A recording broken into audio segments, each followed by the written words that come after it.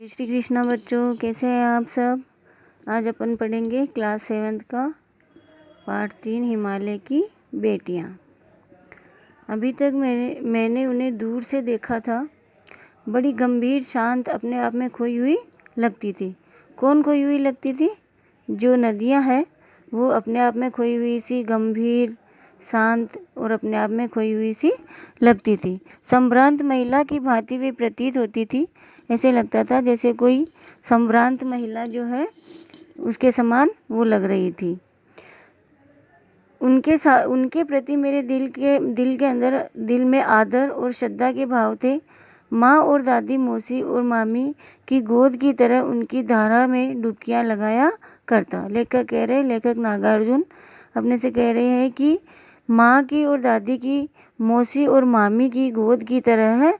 उन नदियों की धाराओं में जब डुबकी लगाया करता था तो मुझे ऐसा लगता था मानो मैं अपनी माँ की, दादी की और मौसी की, अपनों की गोदी में बैठा हूँ। ऐसा लगता था जब नदी की धारा के अंदर डुबकी लगाता है लेखक। परंतु इस बार जब मैं हिमालय के कंधे पर चढ़ा तो वे कुछ और रूप में सामने थी। मैं हैरान था कि यही दुबली पतली गंगा, यही यमुना, यही सतलुज समतल मैदान में उतरकर विशाल कैसे हो जाती है। लेखक जो था वो बहुत ही हैरान था कि ये जो दुबली पतली गंगा है, ये जो नदियाँ धाराओं के, पतली पतली धाराओं के रूप में जो पहाड़ों से निकलती है, वो विशाल मैदानों में जाकर के कैसे, समतल मैदानों में जाकर के विशाल कैसे हो जाती है, बड़ी कैसे हो जाती है। इनका उछलना, कूदना और खिलखिलाकर लगातार हंसते जाना, इनकी यह भावभंगी माँ जो थी वो लेखक को बहुत ही अच्छा लगती थी। इनका यह उल्लास कहाँ गायब हो जाता है मैदान में जाकर। जब नदियाँ पहाड़ों से निकलती हैं तो ऐसा लगता है मानो वे लगातार खिलखिलाकर हंसते जा रही है और उनकी भाव भंगिमाएँ जो है वो बहुत ही अच्छी है, वो बहुत ही अच्छी लग रही है, बहुत ही उल्लास उनके अंदर भरा हुआ है। लेकिन जब वो मैदानी भाग में जाती है, समतल मैदानों में जब उतरती है तो उनका वो सब कहाँ गायब हो जाता है, उनका उल्लास, उनकी खुशी कहाँ गायब हो जाती है। किसी लड़की को जब मैं देखता हूँ किसी कली पर जब मेरा ध्यान अटक जाता है तब भी इतना कौतूहल और विस्मय नहीं होता है जितना इन बेटियों की बाल लीला को देखकर। यहाँ बेटियाँ किसको कहा गया है? नदियों को यहाँ पर बेटियाँ कहा गया है। किसकी बेटियाँ? हिमालय की बेटियाँ, क्योंकि हिमालय की जो बर्फ़ पिघलती है उनसे नदियों की उत्पत्ति होती है, तो इनको हिमालय की बेटियाँ कहा गया है। और लेखक कह रहा है कि इनकी बाल लीला को देखकर मैं इतना विस्मित हो जाता हूँ, इतना आश्चर्यचकित हो जाता हूँ कि इतना तो मैं ना किसी महिला को देखकर या किसी कली को देखकर भी इतना विस्मित नहीं होता हूँ जितना कि इनको देख करके हो जाता हूँ। कहाँ ये भागी जा रही है और कौन लक्ष्य है, वह कौन लक्ष्य है जिसने इन्हें बेचैन कर रखा है? इनका क्या लक्ष्य है? अपने महान पिता को विराट प्रेम पाकर भी अगर इनका हृदय अतृप्त है, अपने महान पिता का विराट प्रेम, बहुत सारा प्रेम पाकर भी अगर इनका हृदय जो है अभी तक भरा नहीं है, इनका मन भरा नहीं है प्रेम से, तो वह कौन होगा जो इनकी प्यास मिटा सकेगा। कहने का तात्पर्य है कि जो हिमालय की बेटियां हैं, नदियां, हिमालय उनका पिता है और वो उनसे बहुत प्रेम करता है, और अपने पिता का इतना प्रेम पाकर भी अगर वो नदियां अतृप्त है, मतलब अभी उनका मन भरा नहीं है प्रेम से, तो वह कौन होगा जो इनकी प्यास को मिटा सकेगा, इन्हें और अच्छे से प्रेम करेगा। बर्फ़ जली नंगी पहाड़ियाँ, बर्फ़ जो है पिघल गई है और जो पहाड़ियाँ हैं वो बिना बर्फ़ की हो गई है। छोटे छोटे पौधों से भरी घाटियाँ और छोटे छोटे पौधों से भरी हुई जो घाटियाँ हैं, बंधुर आदित्यकाएँ, और बंधुर जो आदित्यकाएँ किसे कहते हैं? पहाड़ के ऊपर की जो चोटियाँ होती हैं उसे आदित्यकाएँ कहते हैं। सरसब्ज उपत्यकाएँ कहते हैं पहाड़ के नीचे की समतल भूमि, पहाड़ के जस्ट नीचे जो समतल भूमि होती है उसे उपत्यकाएँ कहते हैं। ऐसा है इनका लीला निकेतन जो है, इनका घर जो है जहाँ से इनकी उत्पत्ति होती है वो ऐसा है जहाँ पे ये लीलाएँ करती है, उछलते कूदती है, खेलती है नदियाँ पहाड़ी भागों में, तो वह उसको इनका लीला निकेतन कहा गया है।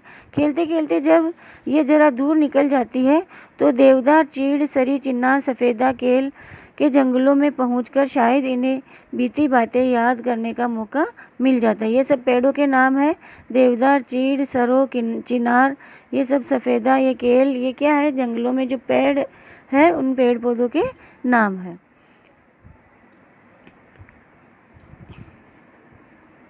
कौन जाने बूढ़ा हिमालय अपनी इन नटखट बेटियों के लिए कितना सिर धुनता होगा। कि कौन ये जानता है, लेखक कह रहा है कि कौन ये जानता है कि जो हिमालय है वो इन नटखट बेटियों के लिए कितना सिर धुनता होगा। बड़ी बड़ी चोटियों से जाकर पूछिए तो उत्तर में विराट मौन के सिवाय उसके पास और रखा ही क्या है। कि अगर उत्तर पूछा जाए उससे तो उन चोटियों से, पहाड़ की जो बड़ी बड़ी चोटियाँ हैं उनसे अगर उत्तर पूछा जाए तो सिर्फ मौन के सिवाय उनके पास में क्या रखा है, मतलब वो और कोई जवाब नहीं दे सकती है। सिंधु और ब्रह्मपुत्र ये दो ऐसे नाम हैं जिनकी सुनते ही रावी, सतलुज और व्यास, चेनाब और झेलम, काबुल, कुंभा, कपिशा, गंगा, यमुना, सरयू, गंडक, कोसी, ये आदि ये सारी की सारी नदियों के नाम है बेटा। जैसे रावी, सतलुज, व्यास, ये सब क्या है, नदियाँ हैं। इन सब नदियाँ जो है, गंडक, कोसी आदि जो हिमालय की छोटी बड़ी सभी नदियां हैं वो आंखों के सामने नाचने लगती है। लेकिन कह रहा है कि सारी की सारी जो छोटी और बड़ी जो सारी नदियां हैं वो आंखों के सामने मानो नाचने लगती है। वास्तव में सिंधु और ब्रह्मपुत्र स्वयं कुछ भी नहीं है। वास्तव में सिंधु और ब्रह्मपुत्र जो है वो कुछ भी नहीं है। दयालु हिमालय के पिघले हुए दिल की एक एक बूंद, दयालु जो हिमालय है, दया करने वाला, उसका जो बर्फ पिघलता है उसके पिघले हुए दिल की एक एक बूंद कहा गया है इनको। यानी उसका हिमालय का जो बर्फ पिघलता है उसकी एक एक बूंद न जाने कब से इकट्ठा होकर इन दो महानदों के रूप में समुद्र की ओर प्रवाहित होती रही है। एक एक बूंद से कहा जाता है कि मतलब जो ब्रह्मपुत्र और सिंधु नदियाँ हैं इनका निर्माण कैसे होता है, हिमालय के पिघले हुए दिल की एक एक बूंद से इनका निर्माण होता है और ये प्रवाहित होती हुई समुद्र की ओर जाती है। इन्हें महानद के नाम से भी जाना जाता है। नदियाँ स्त्रीलिंग शब्द होता है, जबकि नद जो होते हैं पुल्लिंग शब्द है। महानदों के रूप में भी इनको जाना जाता है क्योंकि ये बहुत ज़्यादा विशाल है। कितना सौभाग्यशाली है वह समुद्र जिसे पर्वतराज हिमालय की इन दो बेटियों का हाथ पकड़ने का श्रेय मिला है। देखो, पर्वतराज हिमालय की बेटियां किसको कहा गया है, इन दोनों नदियों को। कौन कौन सी, सिंधु और ब्रह्मपुत्र नदियों को। और इन बेटियों का हाथ पकड़ने का श्रेय किसको मिला है, समुद्र को। इसलिए समुद्र को क्या कहा गया है, सौभाग्यशाली बताया गया है। कहा जाता है कि जो नदियां हैं वो समुद्र की प्रेयसी होती है, प्रेमिकाएं होती है और अंत में जाकर इनसे मिल जाती है। इनकी पत्नियों के रूप में यहाँ पर लेखक ने इन्हें बताया है। जिन्होंने मैदान में ही इन नदियों को देखा होगा उनके ख्याल में शायद ही यह बात आ सके कि बूढ़े हिमालय की गोद में बच्चियां बनकर ये कैसे खेला करती है। कि किसी के भी दिमाग में ऐसा नहीं आया होगा कि ये जो नदियां हैं ये इनका जो बचपन कहाँ पे बीता, हिमालय की गोद में, तो वहाँ पर ये कैसे खेला करती होगी। माँ बाप की गोद में नंग धड़ंग होकर खेलने वाली इन बालिकाओं का रूप पहाड़ी आदमियों के लिए आकर्षक भले ही न हो। नंग धड़ंग मतलब ऐसे जैसे एक छोटा सा बच्चा जो होता है वो कैसे माता पिता की गोद में नंग धड़ंग होकर के बिना कपड़ों के खेलता रहता है, वैसे ये बालिकाएं कौन, नदियाँ जो है वो पहाड़ी आदमियों के लिए भले ही आकर्षक नहीं रही होगी, लेकिन मुझे तो ऐसा लुभावना प्रतीत हुआ वह रूप कि हिमालय को ससुर और समुद्र को उसका दामाद करने में भी कुछ झिझक नहीं होती है। लेखक कह रहा है कि मुझे तो इनका ये रूप जो है वो इतना लुभावना लगा, इतना अच्छा लगा, इतना मोहक लगा कि मुझे हिमालय को ससुर और समुद्र को उसका दामाद करने में कुछ झिझक नहीं होती है। क्योंकि हिमालय को नदियों का पिता माना गया है और समुद्र को उनका पति माना गया है। इसलिए क्योंकि हिमालय की बेटियां नदियां हैं और इनका जो पति समुद्र है, इसलिए समुद्र को दामाद के रूप में बताया गया है।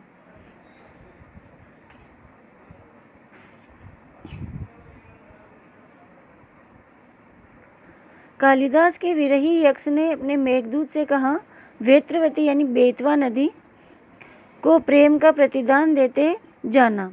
किसने कहा, कालिदास ने।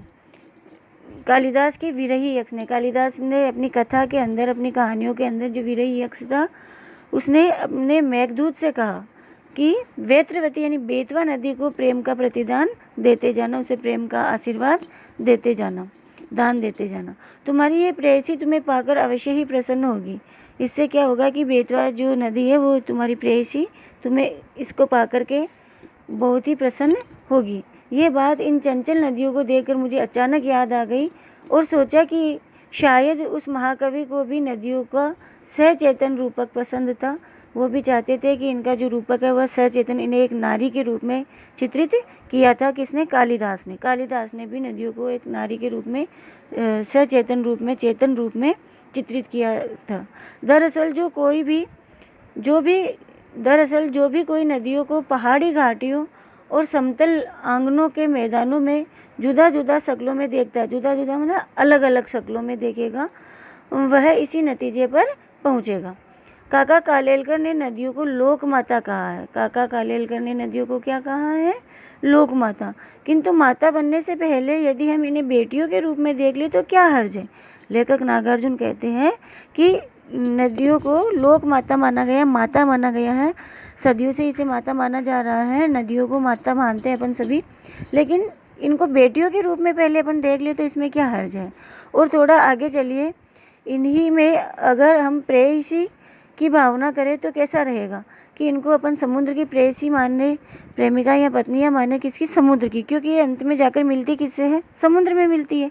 इसलिए समुद्र को इनका पति माना गया है और इनको समुद्र की प्रेयसी माना गया है। ममता का एक और भी धागा है जिसे हम इनके साथ जोड़ सकते हैं और वह बहन का स्थान। कितने कवियों ने इन नदियों को दिया है? कई कवि ऐसे भी हुए हैं जिन्होंने इनको बहन का नाम दिया है नदियों को। एक दिन मेरी भी ऐसी भावना हुई। एक दिन लेखक कह रहा है कि एक दिन मेरी भी ऐसी ही भावना हुई थी। थोलिंग यानी तिब्बत की जगह है ये। थोलिंग तिब्बत में एक स्थान है की बात है। लेखक कह रहा है कि वहाँ की बात है। लेखक का मन उचट गया था, तबीयत जो है थोड़ी ढीली थी, मतलब तबीयत थोड़ी ख़राब थी। सतलज के किनारे जाकर बैठ गया। लेखक जो है सतलज नदी के किनारे जाकर बैठ गया। दोपहर का समय था, पैर लटका दिए पानी में। थोड़ी ही देर में उस प्रगतिशील जल ने असर डाला, तन और मन दोनों ही क्या हो गए? ताज़ा हो गया। तो मैं गुनगुनाने लगा। लेखक का तन और मन जो है दोनों ही कैसे हो गए? ताज़ा हो गए और इससे लेखक जो है गुनगुनाने लगा।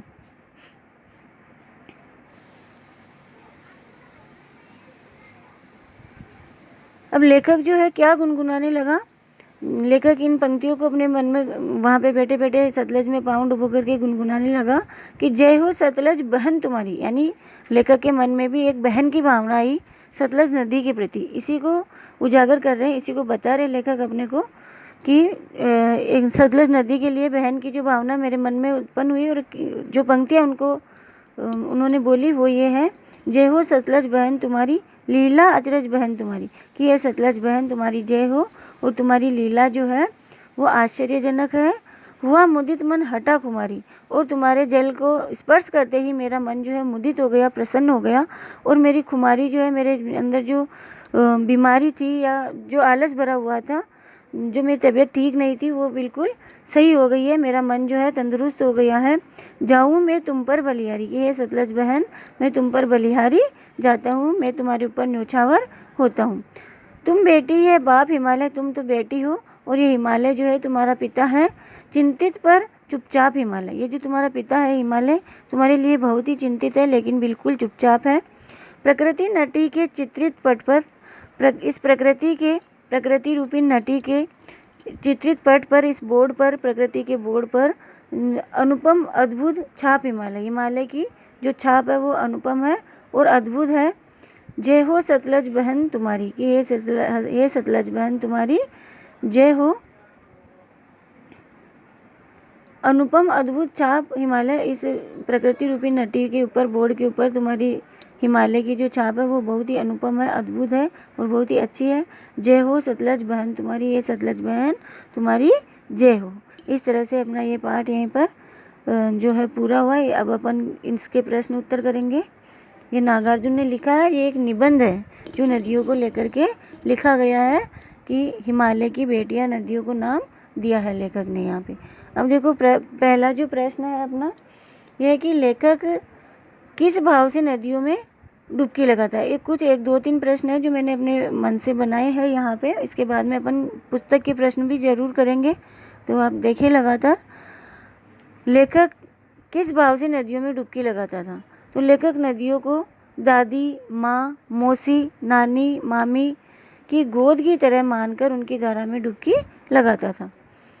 दूसरा प्रश्न है, लेखक हिमालय में क्या देखकर हैरान था? तो लेखक हैरान था कि ये दुबली पतली गंगा और यही यमुना, सतलज जो नदियाँ हैं, ये यहाँ पे हिमालय के पास पास तो क्या रहती है, पतली दुबली पतली सी धाराओं के समान रहती है, लेकिन समतल मैदानों में जाकर ये विशाल कैसे हो जाती है, ये देखकर लेखक जो है हैरान था। तीसरा प्रश्न है अपना, लेखक ने नदियों का लीला निकेतन किन्हें बताया है? तो लेखक ने नदियों का लीला निकेतन जो है बर्फ से ढकी हुई पहाड़ियों को, हरियाली युक्त घाटियों को, गहरी गुफाओं को माना है। अब इसके बाद अपन पाठ्य पुस्तक के प्रश्न कर रहे हैं। पाठ्य पुस्तक के प्रश्न देखिए। पहला प्रश्न, नदियों को माँ मानने की परंपरा हमारे यहाँ काफ़ी पुरानी है, लेकिन लेखक नागार्जुन उन्हें और किन रूपों में देखते हैं? तो नदियों को माँ मानने की परंपरा हमारे यहाँ अत्यंत पुरानी है। इसका उत्तर है, नदियों को माँ मानने की परंपरा हमारे यहाँ अत्यंत पुरानी है। नदियाँ अपने जल से माँ के समान हमारा क्या करती है, पालन पोषण करती है और हमारे खेतों को सींचती है, लेकिन लेखक नागार्जुन ने उन्हें बेटी के रूप में, प्रेयसी के रूप में और बहन के रूप में भी देखा है। अगला प्रश्न है अपना प्रश्न 2, सिंधु और ब्रह्मपुत्र की क्या विशेषताएं बताई गई है? तो प्राकृतिक और भौगोलिक दृष्टि से इन नदियों का बहुत महत्व है। प्राकृतिक और भौगोलिक दृष्टि से दोनों नदियों का बहुत ही ज़्यादा महत्व है और कहा जाता है कि ये दोनों ऐसी नदियां हैं जो दयालु हिमालय के पिघले हुए दिल की एक एक बूंद से निर्मित हुई है। इनका रूप विशाल है और लुभावना भी है, बहुत ही ज़्यादा लुभावनी ये नदियां हैं। सौभाग्यशाली समुद्र भी पर्वतराज हिमालय की इन दोनों बेटियों का हाथ थामने पर गर्व महसूस करता है। अगला प्रश्न है अपना प्रश्न नंबर 3, काका कालेलकर ने नदियों को लोक माता क्यों कहा है? उत्तर है अपना, उत्तर देखिए आप, नदियाँ सदियों से हमारे जीवन के लिए कल्याणकारी रही है। ये एक माँ की तरह हमारा क्या करती है, भरण पोषण करती है। इसलिए नदियाँ माता के समान पूजनीय और पवित्र और कल्याणकारी है। नदियों में एक माँ के समान विशेषताएं होने के कारण काका कालेलकर ने इन्हें लोक माता कहा है। अगला प्रश्न है अपना प्रश्न नंबर 4, हिमालय की यात्रा में लेखक ने किन किन की प्रशंसा की है? तो यहाँ पे उत्तर देखिए, हिमालय की यात्रा में लेखक ने हिमालय की अनुपम छटा की, हिमालय जो जिसकी बहुत ही अनुपम, बहुत ही सुंदर छटा है, उसकी, नदियों की अटखेलियों की, नदियाँ किस तरह से अटखेलियाँ करती हुई, उछलती कूदती हुई नदियाँ वहाँ से पहाड़ी इलाकों से निकलती है, उसकी, बर्फ़ से ढकी हुई पहाड़ियों की और पेड़ पौधों से भरी हुई घाटियों की, पेड़ पौधों से भरे हुए जंगलों की प्रशंसा की है। अगला प्रश्न है, यह लेख 1947 में लिखा गया था, तब से हिमालय से निकलने वाली नदियों में क्या क्या बदलाव आए? यानी 1947 में जो नदियाँ उस समय में जब बहती थी और अभी जो नदियाँ बहती हैं उनमें क्या क्या बदलाव आ गया है, क्या क्या परिवर्तन आए हैं? तो उत्तर है इसका, उत्तर नंबर 5, हिमालय से निकलने वाली नदियाँ अब अपनी पवित्रता का व मूल रूप को प्रदूषण के कारण खो चुकी है। किसके कारण? प्रदूषण के कारण खो चुकी है। मैदानी क्षेत्रों में आते आते शहरों की गंदगी इस हद तक मिल जाती है कि स्वच्छता जो है पूरी तरह नष्ट हो जाती है। गंगा यमुना जैसी नदियाँ इसका ज्वलंत उदाहरण है। गंगा यमुना नदियों जैसे नदियाँ जो है वो अभी अपन देखते ही है कि कितनी बुरी तरह से इनको प्रदूषित कर दिया है अपन लोगों ने। तो यही चीज़ अपने को देखने को मिलती है, यही बदलाव इनके अंदर। प्रश्न नंबर 6 है, कालिदास ने हिमालय को देवात्मा क्यों कहा है? तो कालिदास ने हिमालय को देवात्मा इसलिए कहा है क्योंकि हिमालय पर देवताओं का वास होने के कारण कालिदास ने हिमालय को क्या कहा है? देवात्मा कहा है। अभी भी अपन लोग मानते हैं कि भगवान शिव का जो है स्थान अपन कहाँ मानते हैं, कहाँ रहते हैं? शिव जी हिमालय पे, है ना। तो इस तरह से बहुत सारे देवताओं का स्थान अपन ने माना है कि हिमालय में देवताओं का वास होता है। इसलिए कालिदास ने वहाँ पर देवताओं का वास मानकर ही इसको देवात्मा कहा है। देवात्मा यानी देवताओं की आत्मा कहा है। तो धन्यवाद बच्चों।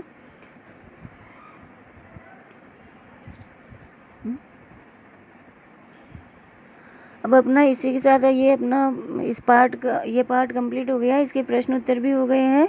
अब इसके बाद में अपन अगला पार्ट पढ़ेंगे। ठीक है, धन्यवाद। जय श्री कृष्णा एवरीवन।